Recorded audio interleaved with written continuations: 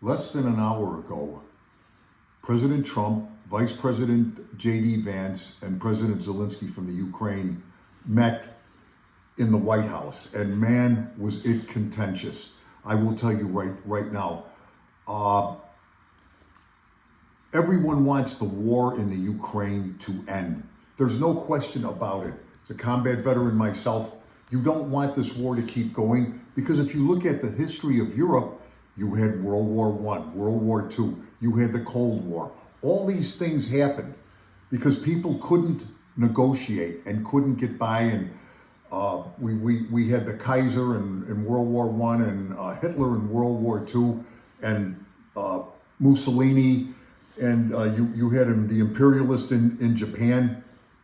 They allowed these dictators to go forward and didn't stop them. Now you've got the war in the Ukraine. The Russians were wrong. They invaded the Ukraine.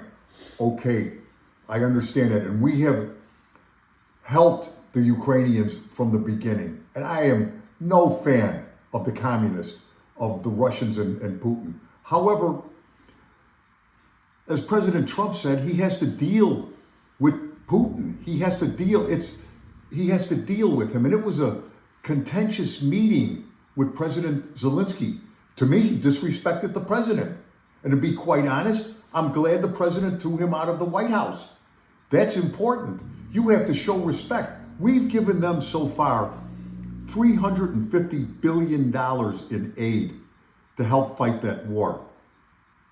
Now, how is this money spent? That has to be looked into. And signing this bill or trying to sign a bill with the mineral rights to come to a conclusion to this. Trump wants to make a deal.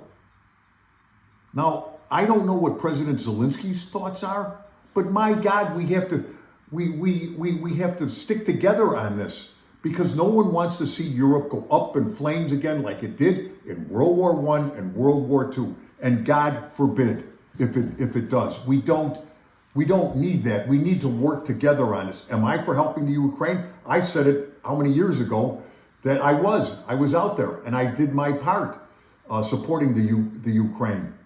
But President Zelenskyy has to be more conciliatory towards the United States.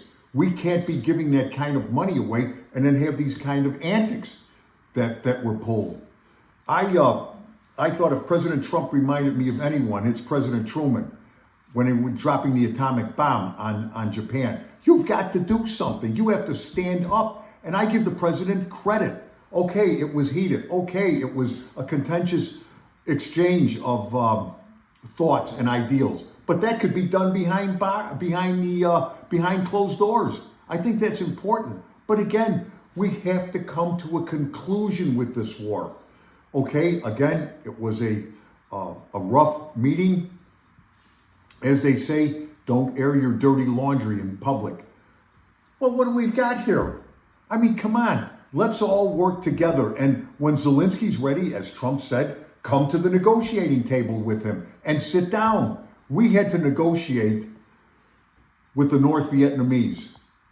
We had to negotiate with the Koreans, the North Koreans. If we can negotiate with them, we can negotiate to bring this together and bring in these other countries in Europe to help. It's their continent.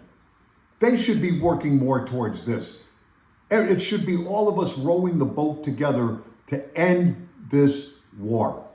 So again, it is one of the roughest things I think I've witnessed in my lifetime. But again, I give the president credit, our president, for sticking up for our country. And like he said, he gave them javelins way back to start out with.